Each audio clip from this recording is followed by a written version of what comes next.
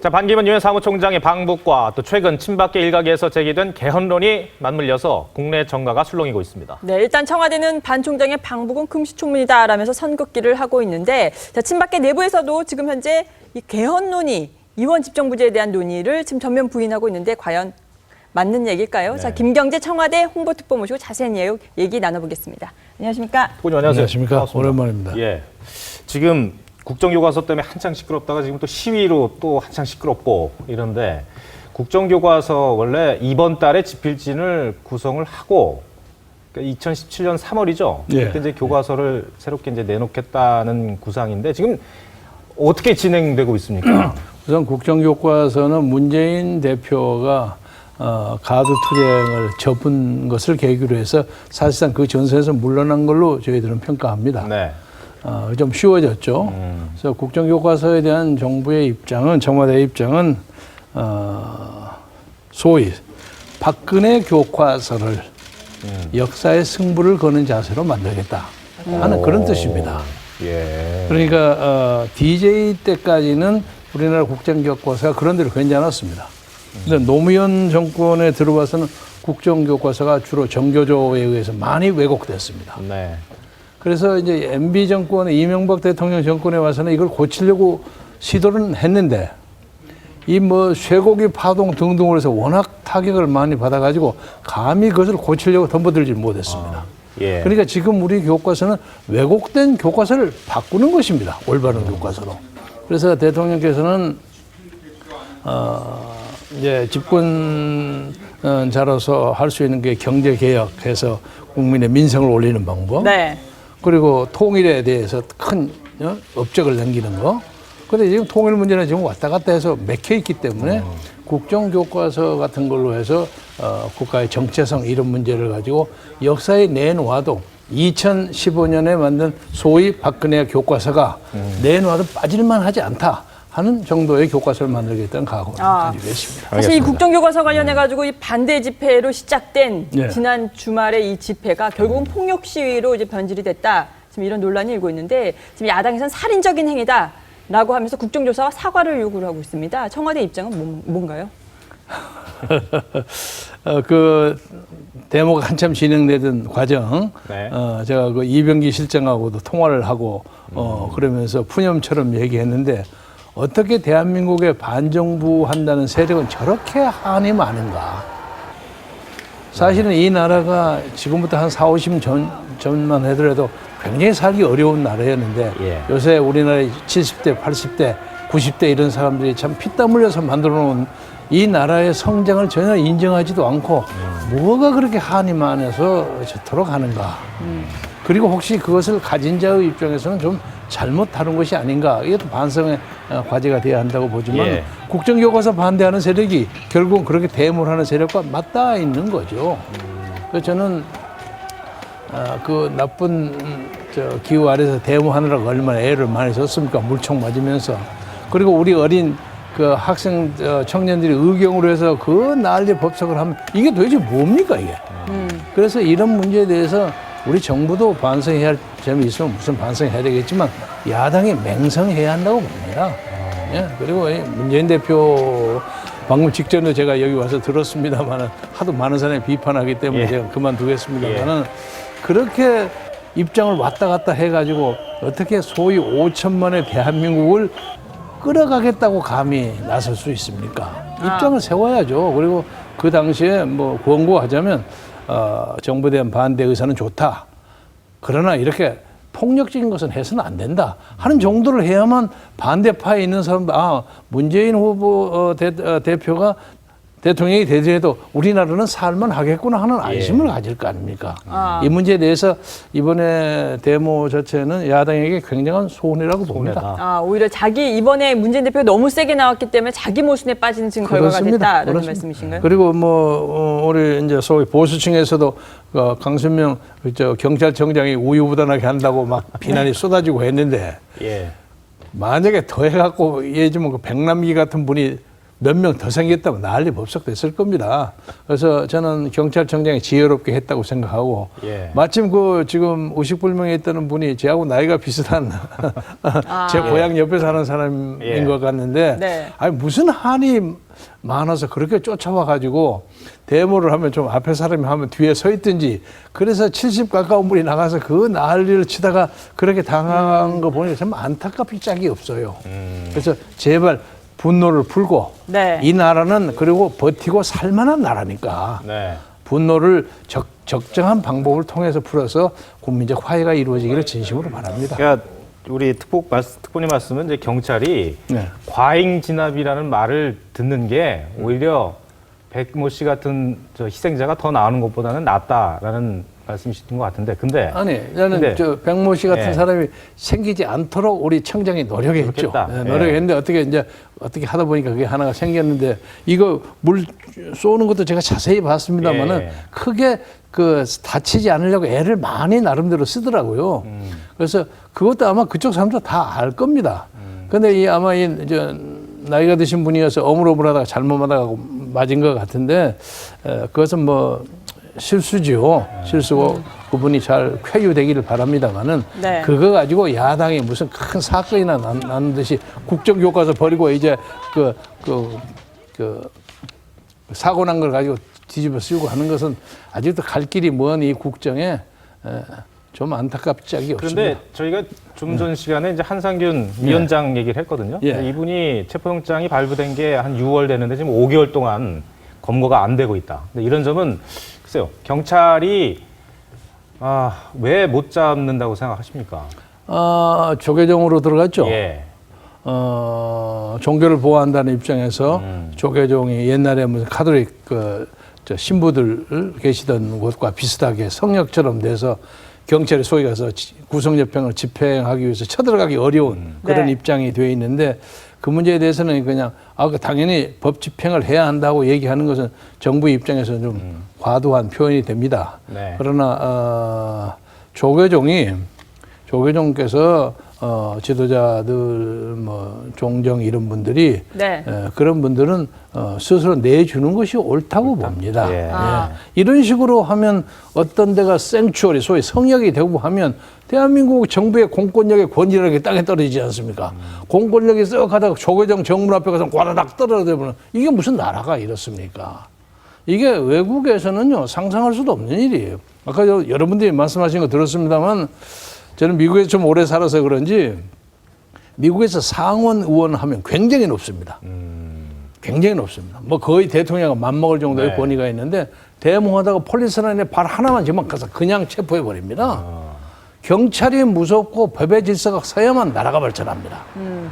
근데 이거 우리나라는 저질러 갖고 뭐 땡깡 보고 그냥 그 떼법 이렇게 하는 것이 무슨 애국자고 정의고 뭐 과감한 것처럼 평가되는 이런 풍토가 없어져야만 진정한 의미의 선진국이 되는 게 아닌가 그렇게 생각합니다. 네. 자, 어제 또 한바탕 저희 다 모든 언론들이 다 집중을 예. 했던 게 바로 반기문 유엔 사무총장. 예. 이번 주 내에 평양을 전격 방문한다라고 했는데 오늘은 또 조만간으로 좀 바뀌었어요. 근데 그때 나왔던 청와대 반응을 보고 다들 또 논란이었죠. 처음 듣는 얘기다. 그 모르는 척 하시는 거예요? 진짜 아니면 가긴 가는 겁니까? 그거야 외교적 표현이니까 예. 한국말이라는 것은 여러 가지로 해석해야죠. 반기문 총장이 지난번에 판문점을 통해서 가시려고 하는 게 좌절되지 않았어요? 네. 개성공단에. 자존심이 네. 좀 상했을 겁니다. 그런데 아마 제가 느끼기로는 북측에서 보자면 반기문 총장이 개성공단을 와서 이러고 저러고 하면 반기문의 이미지가 너무 올라서 자기가 그 사람들 판을 벌려주는 것 같은 인상이 들 것 같아서 반대한 것 같아요. 느낌이. 예. 그러니까 이제 반기문 총장이 돌아가서 이걸 어떻게 좀 커버할까 하는 생각을 하셨겠죠. 보니까 그 이수용 북한 외상 만나가지고 방문하고 싶다는 것을 전달한 걸로 되어 있는데 네. 또 거꾸로 얘기하면 그렇습니다. 대한민국 출신 반기문 씨가 유엔 총장으로 있으면서 북한에 대해서 뭔가 적극적인 활동을 전혀 안 하고 돌아왔다면 그것도 말도 안 되잖아요. 그렇죠. 그렇죠. 예. 당연히 국민으로서 해야 할 일입니다. 그러니까 이걸 뭐 대권과 연관시켜서 이렇게 하시는 것보다는 네. 당연히 하실 일을 하는 거라고 실제 생각하고 가긴 가시는 거군요. 지금 말씀을 들어보니까. 저는 그렇게 봅니다. 네. 특보님 네. 언제쯤 가십니까? as soon as possible란 말이 있어요. 가능하면 빨리 가시길 원하겠죠. 네. 그리고 뭐 우연인지 주례는 아니죠. 그것도 잘 모르겠는데요. 근데 왜냐하면 그와 관련해서 대통령께서 지금 G20 20 회의를 하시면서 북한에 대해서 과감한 경제 협력 제의를 하지 않았습니까? 예, 예. 650억 달러를 네. 주고 핵무기만 포기한다면 그랬죠. 아마 그 메시지는 반기문 쪽에도 전달하는 의도가 있었을 거예요. 네. 반기문 총장이 가서 남한에 박근혜 대통령이 이런 식으로 적극적으로 나온다. 그러니까 네. 니들도 뭐 무장을 풀어라 이런 얘기를 할 수가 있는 결국 거죠. 메신저 역할도 하시면서 또 남북 정상회담 그 얘기도 약간의 이렇게 가교 역할도 좀 하실 수 있고. 논리적으로는 가능하죠. 예. 논리적으로는 충분히 가능하다고 생각하고, 가능하다면 반기문 총장이 제가 만약에 그런 입장이라도 당연히 네. 그거 만들고 싶어 하지 않겠습니까? 특본이 어렵게 모셨는데 네. 알려지기로는 북한이 먼저 요청했다고 알려졌고요. 어떤 거요? 반기문 총장의 평양 방문. 그것은 제가 확인하기 어렵습니다. 왜냐하면 왜냐하면 이건 됩니까? 네? 이번 달 안에는 반 총장이 방북합니까? 저는 대충 그런 느낌을 가지고 있습니다. 안 해. 네. 그러니까 이번 주는 사실상 뭐 파리 테러도 있고 이거에 다 온 세계가 집중돼 그러니까 있기 지금 때문에 바로 사실 가면 좀 약간 쑥스럽죠. 미루는 네. 그런 건가요? 지금 반기문 총장이 예. 가장 출장을 가야 할 때가 저쪽 IS하고 프랑스 쪽입니다. 그렇죠. 그런데 거기서 지금 난리가 유엔 나서 사무총장. 난리가 나서 소위 제4차 3차 대전이 일어났다고 하고 있는 판인데 천연덕스럽게 유엔 사무총장이라는 사람이 자기 나라와 조국과 관련된 사건을 가지고 테러 지원국 지정국이 될 만한 북한을 방문한다는 건 이거 엇박자 아닙니까? 아. 그러니까 아마 그런 것에 타임 스케줄을 좀 조정하지 않는가. 그리고 네. 나중에도 제가 말씀드리려고 했습니다만 반기문 총장 주변에 아주 고도로 세련된 네. 정치 전략가들이 있는 것처럼 보여요. 그러니까 그런 거 잘 조정할 겁니다. 그렇다면 이제 국내에 이제는 뭐 반기문 대망론을 지금 준비하고 계신 세력들이 옆에 계시다라는 말인데 그만큼 사실 이번 방북이 그럼 방북 성과가 중요할 것 같아요. 예를 들어서 가서 그렇죠. 김정은의 체제 선전용으로 병풍 역할을 하시다가만 돌아온다면 이 다음에 대선으로 도약을 하실 때 설마 천하에 그때도 반기문 씨가 힘들지 않으실까요? 김정은 병풍 역할만 하고 오겠습니까? 뭐 정하다가 안 되면 북한의 인권 문제에 대해서 과감하게 한 발을 때리고 올 수도 있고 자기 입장을 세우는 방법은 여러 가지 있으리라고 봅니다. 그러나 지금 대선 문제를 가지고 자꾸 반기문 씨하고 연결을 시키는데 저는 우선 어차피 원하든 원하지 않든 대선 국면에 뜬 것은 사실입니다. 뜬 것은 사실인데 그러나 아직도 대선을 가려면 한참 많이 남아 있고 또 이제 결과적으로 지난번에 윤상현 의원이 뭐 김무성 대표 말고도 뭐 있을 것이다 이런 얘기를 할 때 제가 코멘트를 요청을 하고 뭐 할 수 있는 일을 했습니다. 발언을 했습니다. 이렇게 발언을 했어요. 근데 지금 결과적으로 보면 김무성 대표에다가 뭐 최경환 부총리, 뭐 또 황교안 총리도 가서 되고 거기다 반기문 한 4사람 정도가 선의의 경쟁을 하는 국면으로 어물어물하게 하다 보니까 들어간 셈이 됐죠. 응? 그런데 그에 비해서 야권의 후보들의 그 진영표는 아직 지지부진합니다. 뭐 제가 나무당 뭐 이렇게 저렇게 얘기할 입장은 아니지만 문재인 대표의 입장은 청와대 입장에서는 저분은 절대로 물러날 사람이 아니다고 보고 있습니다. 왜? 물러나면 자기의 모든 것이 다 없어지니까 끝내 버티리라고 생각하고 요새 뭐 문 안팎이죠. 네. 문 안팎으로 여러 개 하는데 제가 보기에는 안철수 의원이 가담하지 않을 것 같은 느낌이 들고 그러나 이제 이쪽에 새누리당으로서는 방심해서는 안 되는 게 지금 공천 룰 가지고 서청원 최고위원하고 김무성 대표 간에 언쟁도 있고 그러지 않았습니까? 그런데 이게 서청원 최고가 말씀하신 것처럼 깝깝해요. 깝깝한데 우리가 보는 것도 깝깝해요. 무슨 방법을 만들어내는가. 그런데 거기서 좋은 어떤 타협안이 나오지 않으면 지금은 상당히 유리하게 보입니다만 저기가 찢어질 것처럼 보이고 만약에 나오지 않는다면 그리고 저쪽에 문안박이나 뭐 등등으로 해서 갑자기 확 뭉치게 된다면 참패를 할 수도 있는 가능성이 있습니다. 얼마든지 이 국민의 여론 한순간에 바뀌기 때문에 그래서 우리는 문재인 대표나 서청원 최고 등등이 지혜롭게 국면을 잘 정리해 주기를 바라고 저쪽도 잘 정리해서 좋은 그 한판의 승부가 있었으면 좋겠습니다. 특보님, 그 반 총장 다시 한번 좀 질문 드릴게요. 예. 그러니까 반기문 총장의 평양 방문이 예. 박근혜 대통령과 일정 부분 교감 하에 이루어졌다라고 저희가 이해하면 되겠습니까? 제가 그 문제에 대해서는 코멘트하는 게 적절치 않습니다. 왜냐하면 아니다 하면 네. 나중에 교감이 있어서 했다면 제가 우리나라의 안보와 또 관련된 북한 얘기니까 당연히 교감이 있는 건 또 당연하다고 논리적으로 볼수 있잖아요. 충분히 가능하죠. 그리고 무슨 특별하게 계획을 하시지 않았더라도 예. 네. 엊그제 뉴욕에 가서 7번이나 만났고 네. 지금도 지금은 아직 안 가셨죠. 예. 뭐 해서 자주 전화도 하시고 뭐 좀 하는 분이 가장 중요한 두 분 간의 현안이 뭡니까?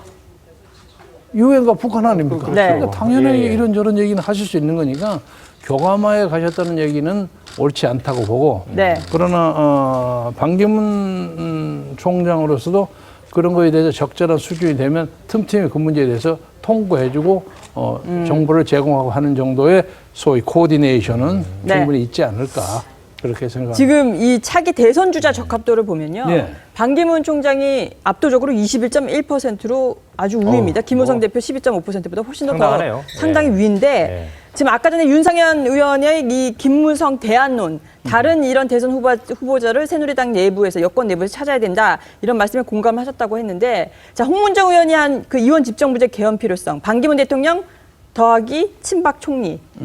이거 사실 얘기했다가 치고 빠지기식으로 지금 친박계는 들어갔지만 이거에 대해서도 공감을 같이 왜 하시는 정행가 하는 네. 말씀 중에 제가 교정해야 할 것은 윤상현 의원의 발언을 제가 공감했다는 뜻이 아니라 네. 그런 발언이 있을 수 있다 하는 얘기를 한 거죠. 예. 왜냐하면 새누리당 후보는 김무성 대표 하나만 있는 것이 아니다 하는 얘기를 한 거예요. 있을 수 있다는 얘기를 했는데 이제 어떤 의미에서 본격적인 전쟁이라고 할까 승부는 이제 시작한다고 보고요.